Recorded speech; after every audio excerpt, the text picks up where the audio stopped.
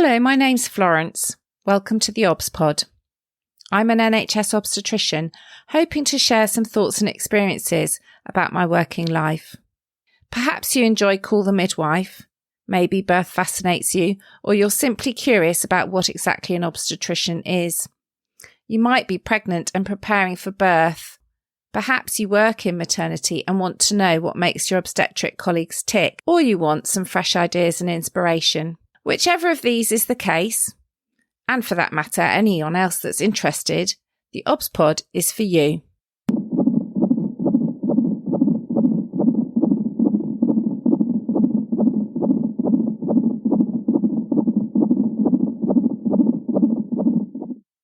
Episode 155, Antenatal Steroids.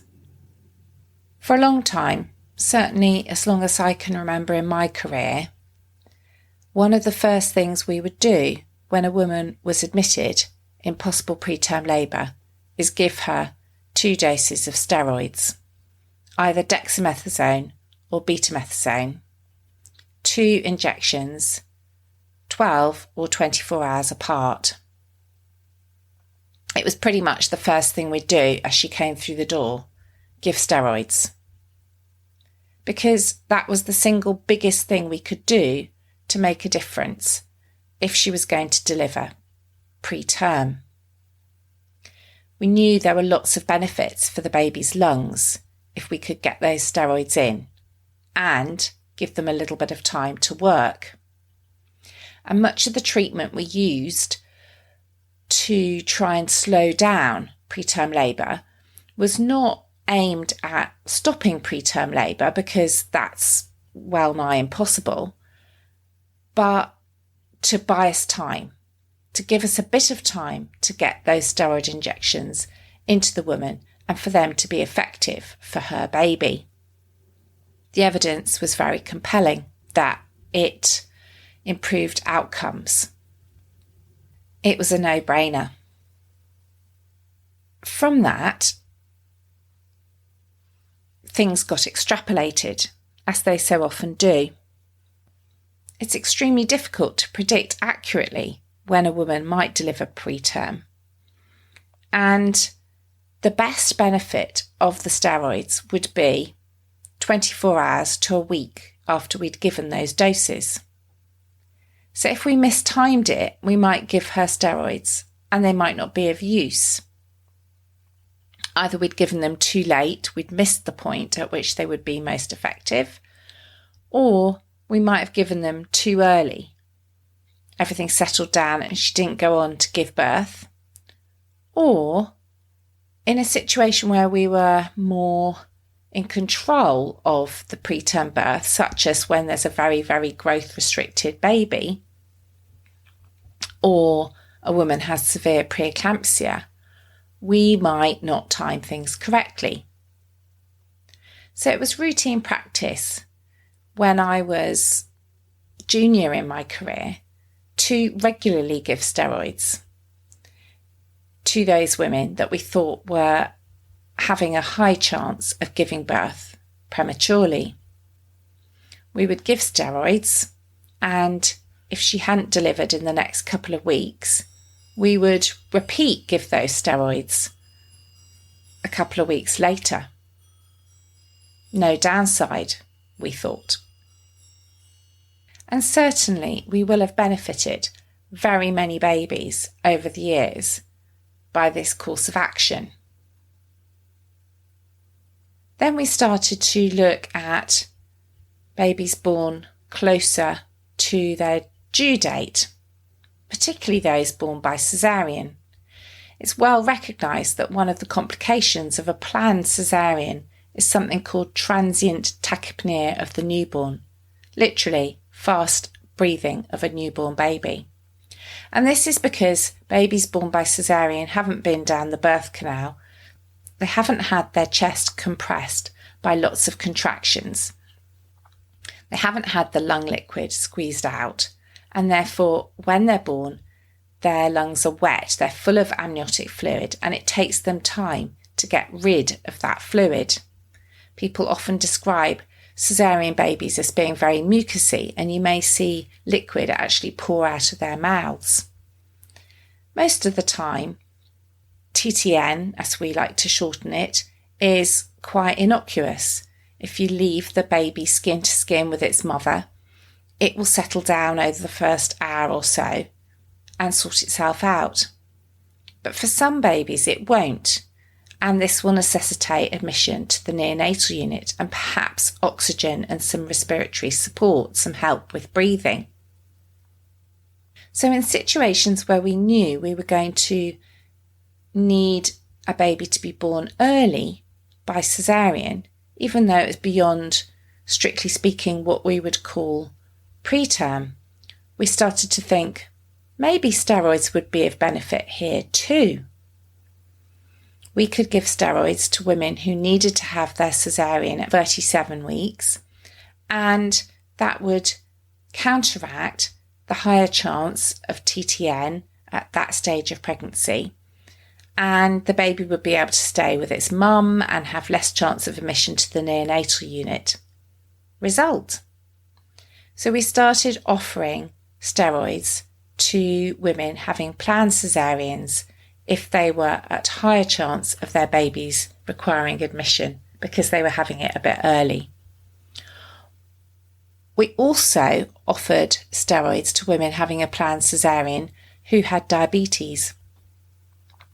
There's a link between diabetes and surfactant production. Surfactant is the chemical that helps with the surface tension in the lungs, helping the lungs inflate. And we know that babies of diabetic mums do not have as good surfactant production, so are a bit more likely to get respiratory breathing problems after birth when born by cesarean. So it made total sense to give mums with diabetes steroids before their planned cesarean birth. So far, this all sounds quite straightforward, right? So why have I chosen to do an episode on this? Well, the answer is it isn't quite as straightforward as we thought. Let's start with those women with diabetes. Giving a large dose of steroids actually can completely throw off their diabetic control. So we would have women admitted to have steroids, and then we would see their blood sugars soar, usually 12 to 24 hours after that dose of steroids, and that would often need them to be on a sliding scale, a drip of insulin and sugar solution, with regular testing of their blood sugars hourly for us to try and help them maintain a normal blood sugar. Big swings in their blood sugars are not good for them, but equally not good for their baby that's about to be born. So this was an obvious downside, but the benefit seemed to be worth it. But slowly, little by little, we started to see evidence that actually steroids were not as great as we thought, that there might be some downsides. We stopped giving them out like Smarties to any woman that literally walked in the door in threatened preterm labour or who we thought might deliver early, and we certainly stopped those repeated doses. There have been some advances in how we might or might not predict or try and predict preterm birth. I've talked about it a little bit in my episode 123, transfer, about in utero transfers. What we're trying to do these days is use these tools to try and give us the best possible chance of identifying that 24 hours to 1 week time period in which the steroids will be of the most benefit, so that we don't take the risks of giving doses of steroids too early when they won't be of use. And we also try not to take the risk of giving steroids to women that actually, although it looks like they might be in preterm labour, are actually not going to birth their baby preterm, but everything is going to settle down and stop. But it can be incredibly hard as an obstetrician, even with the tools we now have, such as fetal fibronectin or cervical length, to try and accurately predict who are the women that are going to give birth to their baby prematurely. It can be a hard call to make. So why are we now hesitating? Well, there's quite a bit of new evidence come to light about the negative aspects of giving steroids preterm, and that's why I've chosen to do a whole episode on it today. For me, my conscious awareness started with an excellent infographic from a team up in Edinburgh, which has now been incorporated into the Royal College of Obstetricians and Gynecologists Green Top Guidance.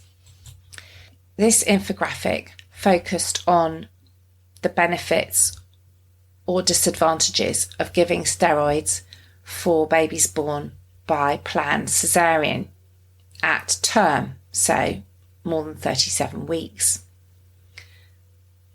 It's a nice decision-making tool and something that I now often give women if they're making that decision or if we're making that decision together. Particularly if they've maybe had steroids in a past situation and I'm explaining to them why practice has changed and that I might not be offering them steroids anymore. It talks about the potential downside in terms of the baby's blood sugars immediately after birth. But more importantly, it talks about the fact that there may be some impact on the baby's brain development and that this may have an effect on the baby as it goes through its developmental milestones or education. It also discusses the fact that there's less evidence that steroids can definitely be beneficial for breathing issues at term, whereas the evidence for help with breathing issues preterm is compelling. So for the last few years, we've really been reining back in and using far less steroid injections prior to planned cesarean.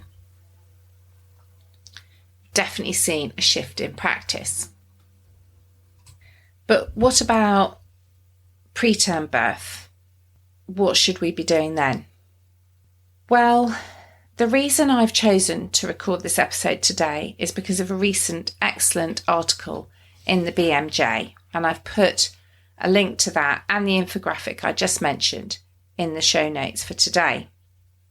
They looked at a nationwide cohort in Taiwan, looking at nearly 2 million mother and child pairs to look at what proportion of women who received steroids in their pregnancy ready for preterm birth actually didn't go on to birth their babies preterm. And it was interesting to discover that actually 40% of women given steroids because of an anticipated preterm birth did not actually go on to birth their baby until they were full term. And that's really quite a high proportion. They then looked at the short-term and long-term outcomes of those babies. So if, as a baby, you'd been exposed to steroids before 34 weeks and you were then born at more than 37 weeks, so what? What was the impact? And these are the results that make you stop and think. So what they showed in terms of short-term outcome was that these babies had a slightly higher chance of admission to a neonatal unit, more chance of needing breathing support, such as being intubated, that means being on a ventilator, but also an impact on a higher chance of having some sort of mental or behavioural disorder later in life. I always find the data on mental and behavioural development quite difficult, because how do you decide cause and effect? I mean, I know people doing studies do take that into consideration, confounding factors, but it always seems to me a little bit difficult to attribute something back directly to a single intervention. But the other impact that they discovered in longer term outcomes was that infants that had been exposed to antenatal steroids in the womb had significantly higher chance of infection, serious infection, in the first year of life. And I'm talking things needing admission to hospital, such as pneumonia, sepsis, and acute gastroenteritis, with increased chances, what they call a hazard ratio, of 1.4 to 1.74. So significant differences in the first 6 months or year of life. And I think this is important, not that the other possible impact on brain development isn't important, it totally is. But this is the first time I've seen clear evidence of what appears to be a definite downside, a definite disadvantage if we give steroids and the woman then doesn't go on to birth her baby preterm. So overall, they said antenatal corticosteroids, one course, so not even the repeated courses we used to give, but one course, showed a significantly associated risk of 1.2 to 1.4 of overall serious infection in the first 6 to 12 months of life. And we need to be open and honest with couples about this information. But equally, we need parents to be aware of this information so that if we have given antenatal steroids, they know to inform doctors, people caring for those children during that first year of life, that they do have this background increased chance. And therefore, in that first year of life, professionals dealing with that baby and that family need to understand the need for perhaps increased vigilance.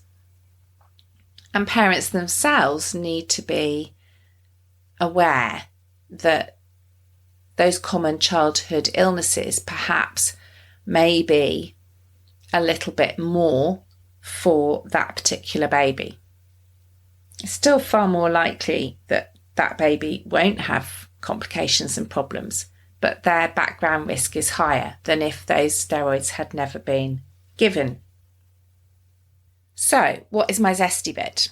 My zesty bit is, where we can, I know it's difficult in the throes of labour, but where we can, where we're planning a preterm birth, or we do have time and we can have a proper good conversation, we need to be a little less blasé about giving steroids, and we need to have a better conversation with parents about the potential downsides.